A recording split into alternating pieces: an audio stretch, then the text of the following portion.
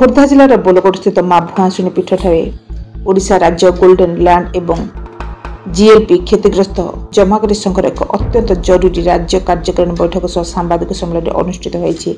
संगठन राज्य सभापति अशोक प्रधान सभापतित्व और राज्य मुख्य संयोजक तथा आईनजीवी राजीव लोचन प्रधान संयोजन क्रमे जमाकारी फेरस्त नहीं आंदोलन सह सांबादिक सम्मेलन कर ओडिशा राज्य गोल्डन लैंड एवं जीएलपी क्षतिग्रस्त जमाकारी संघ हूँ असहाय जनता एवं गोल्डन लैंड एवं जीएलपी रे क्षतिग्रस्त होता जमाकारी संघ भाव में कार्य जहाँकि समग्र ओडिशा राज्य में गोल्डन लैंड एवं जीएलपी रे क्षतिग्रस्त जमाकारी अधिकार एवं सुरक्षा क्षेत्र में कार्य करुछि। तत्सहित आम राज्य ओडिशार समस्त क्षतिग्रस्त जमाकारी माने किभली निजर जमा टंका एही नूतन सरकार सीमार फेरी पाइबे एवं महासंघर आगामी दिन में कौन कौन कार्यपंथा रहिबो से उद्देश्य संघर एक राज्य कार्यकारिणी और सांबादिक सम्मेलन अनुष्ठित होता।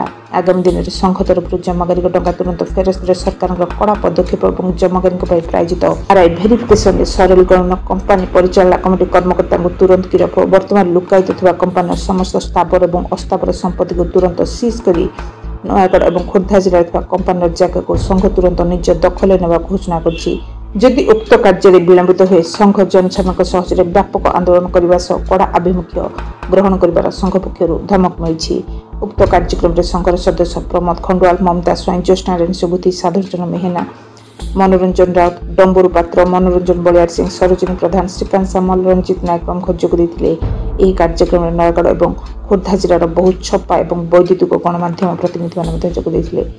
Neelkanth Balkrishna road mobile TV. मोर नाम है अशोक कुमार प्रधान। मोर ओडिशा राज्य गोल्डन लैंड एवं जीएलपी क्षतिग्रस्त जमाकारी संघ तरफ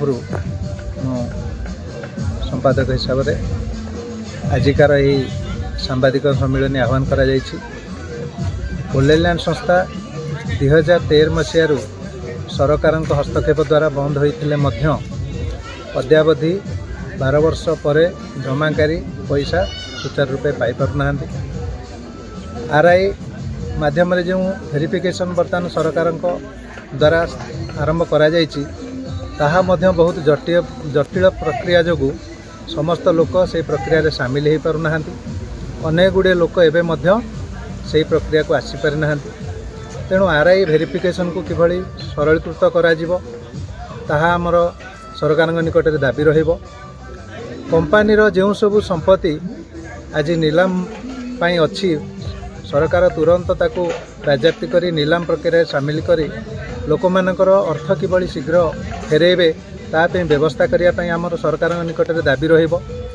आमर नयागढ़ जिले में जो जगह रही नयागढ़ रे तथा रासुनाखेला तांकू आमे संघ तरफ वर्तमान आयत निज आयत को नहीं अख्तियार को नहीं आमे प्रशासन पाखे दाबी रखिबू जे मैनेजमेंट ताकू जो मसुदा चलैछि साग माछ दर रे भितरी दलाल मान सहित मिसी बिक्री करने जहाँफल कि आम जमाकारी मानकर टंका पाइबारे आमको निश्चित भाव में एटा कष्ट हम।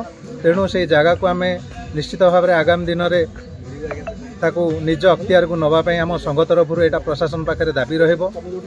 तत्सहित लोक माने किभली आमर कष्ट अर्जित धन को शीघ्र पाई पारिबे सरकार एथिपाई जदि कौनसी पदक्षेप आगामी मास भितर न नियंती एही संघ द्वारा सारा राज्य रे संग्राम गुरुतर हबो।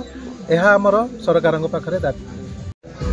ओडिशा राज्य गोल्डन लैंड जीएलपी क्षतिग्रस्त महासंघर राज्य संयोजक राजीव लोचन प्रधान कौन कहे आज सांबादिक सम्मेलन आज ओडिशा राज्य गोल्डन लैंड और जीएलपी क्षतिग्रस्त महासंघ तरफ एक राज्य कार्यकारिणी बैठक बोलगड़ ब्लॉक भुआणी पीठ अनुष्ठित हो जाइछि जहाँकि आमर अशोक कुमार प्रधान नेतृत्व में अनुष्ठित हो जाइछि।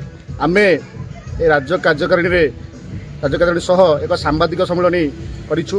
तार मुख्य कारण है वर्तमान ये जो गोल्डन लैंड जमाकारी अर्थ फेरस्त व्यापक विलंब तत्सहित आरआई वेरिफिकेशन सरलीकरण नहवा जो सेमानंकर अर्थ ठीक समय मिल पारना।